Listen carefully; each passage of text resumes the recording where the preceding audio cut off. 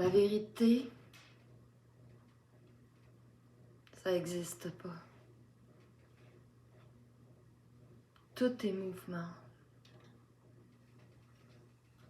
individuel. Alors, on peut dire que la vérité existe pour un individu à un moment.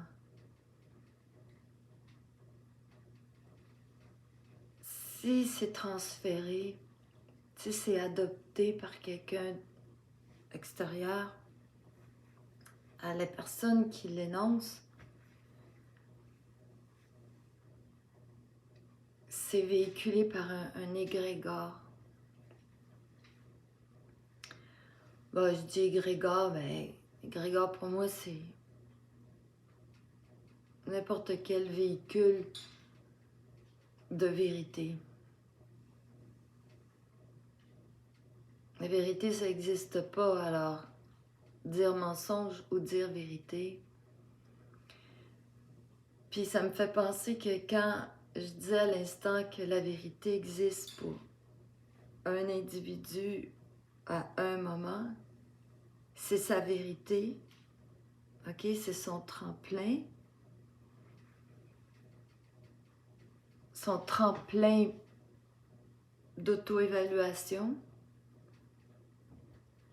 Donc, c'est sa vérité, c'est son maximum à lui, tenant compte de toutes les conditions, le conditionnement, autrement dit, les vérités, autrement dit, en tenant compte de toutes les égrégores, les vérités qu'il a adoptées. On est tous à cette... on dit en anglais, ça concerne tout le monde, ce que je dis. Cette vérité de l'instant de l'individu, c'est son mensonge. Alors, l'auto-évaluation permet de voir le mensonge. L'auto-évaluation est instantanée et elle est guidée par la paix. Alors, la personne, dans un instant, dit ou fait quelque chose et a, dans la mesure où la personne est consciente, a une capacité de l'évaluer contre, j'allais dire contre la paix, mais sur la base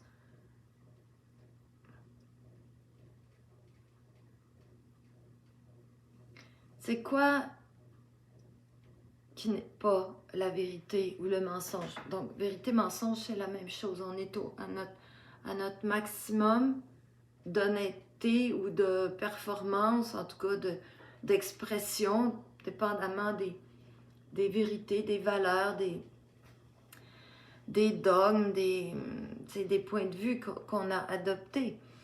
Donc, ça, c'est notre vérité de l'instant, parce qu'elle peut changer d'un instant à l'autre. On sait, dans des chicanes, on peut être fixé sur une idée, s'en retirer, fixé sur une autre idée. Il y a beaucoup de vérités successives. Et c'est autant de mensonges successifs.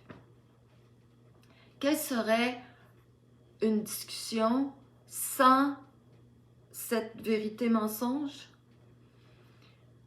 Ça serait une discussion centrique. Donc, une discussion où il y aurait une parfaite harmonie, non l'un avec l'autre, non, mais chacun avec ce qui lui vient à l'esprit successivement. Alors, si quelqu'un pouvait épouser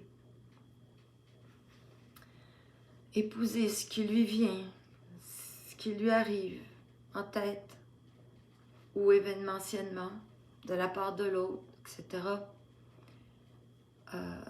il serait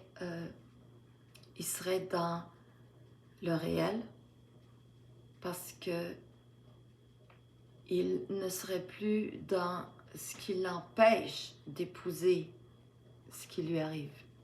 Tout ce qui nous empêche d'arriver ce qui nous arrive, c'est de la mémoire.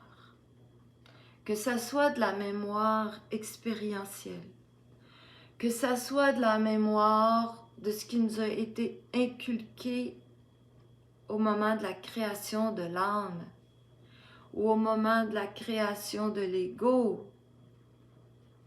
Ça fait partie de la mémoire. À la base de la mémoire, on nous a inculqué le phénomène de la mémoire. Le phénomène de la mémoire, c'est la mémoire de... C'est comme le DOS, si tu veux, c'est le... Je suis un peu ancienne en disant DOS, là, mais... Comment on dit ça? Le système d'opération de la mémoire, il y a la mémoire. Puis, je vais arrêter avec les métaphores d'ordinateur parce que je suis plus là, mais...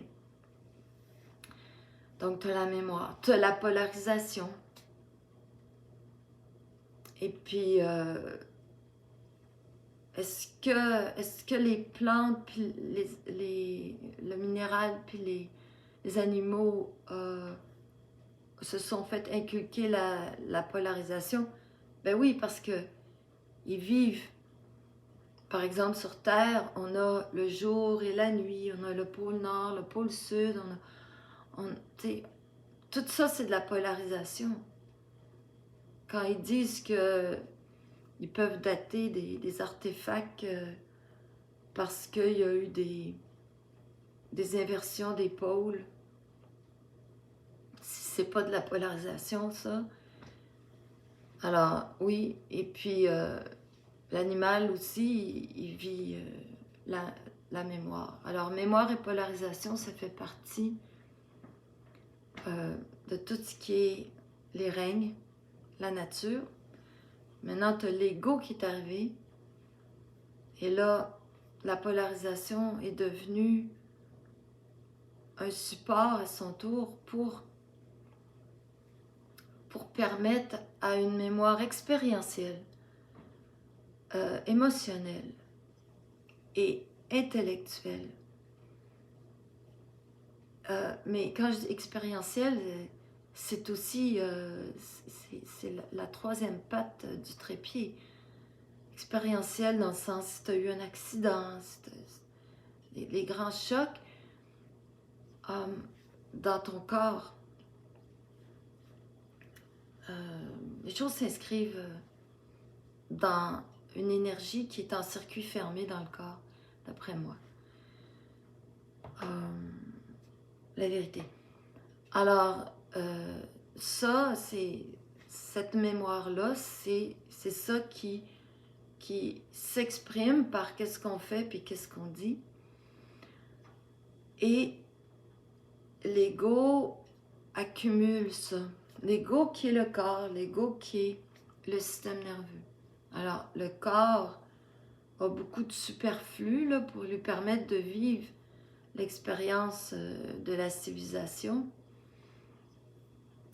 Mais il va se simplifier le corps, d'après moi. Il va se simplifier à l'ego, qui est le système nerveux à sa plus stricte sa plus simple expression. Et à son expression la plus pure, c'est-à-dire libre de ces trois types de mémoire. Celle énergétique, disons, mais énergétique locale, l'énergie interne, et celle des chagrins et des chocs, non, qui est la mémoire émotionnelle. La mémoire intellectuelle, c'est tout le mental inférieur là, qui a toutes des associations, puis des sauvegardes, puis des attachements à toutes sortes de concepts. Fait que ça doit être mis en branle par une nouvelle arrivée. Alors, après les règnes, après l'ego, il y a l'arrivée de l'esprit. L'homme contient tout ça. Il contient les règnes, il contient l'ego. C'est-à-dire, l'ego est devenu une espèce de... C'est pas que l'homme contient l'ego, c'est l'ego, c'est l'homme. Alors, l'ego, c'est un peu comme si tu prenais un petit contenant dans les règnes, comme ça. Tu as un petit contenant des règnes.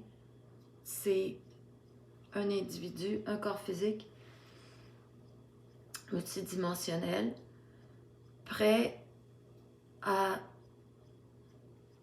développer ses corps émotionnels, intellectuels et son espèce de banque d'énergie interne jusqu'à l'arrivée de l'esprit. Alors, à l'arrivée de l'esprit, la vérité prend le bord parce que l'esprit qui, un peu comme l'homme est une représentation de la création, ben l'esprit lui aussi a son représentant qui est le double de l'homme. Ça, c'est ma perception, mon mental inférieur, ma mémoire intellectuelle à moi, ma vérité à moi, mon mensonge à moi. Alors, j'aime bien l'idée que je ne parle qu'en mensonge. Alors, à vous d'aller chercher vos propres vérités, mensonges. Et donc, tu as cette représentation de l'esprit qui est le double. Je dis une représentation parce que c'est effectivement ça. Parce que tant qu'on est dans ce stade-ci, on ne fonctionne par représentation. Tout est représentation, tout est image, tout est perception, tout est impression. Donc on a cette représentation qui est très mobile, qui nous est donnée par d'autres au début. Donc les vérités des autres, les mensonges des autres, devient notre vérité mensonge.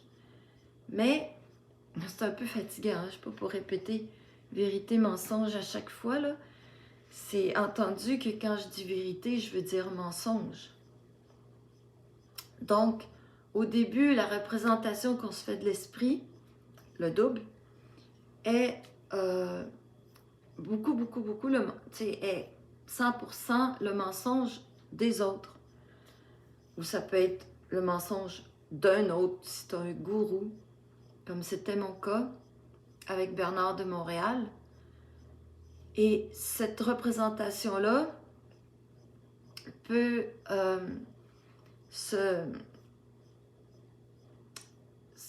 s'implanter très profondément, donc devra être déterrée. Mais peu importe, ça devient de plus en plus mobile et je vais achever pour aller en bas de 15 minutes.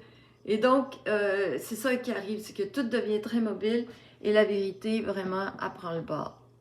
Vive la mobilité qui vient de cette espèce d'épousaille avec l'esprit, le double.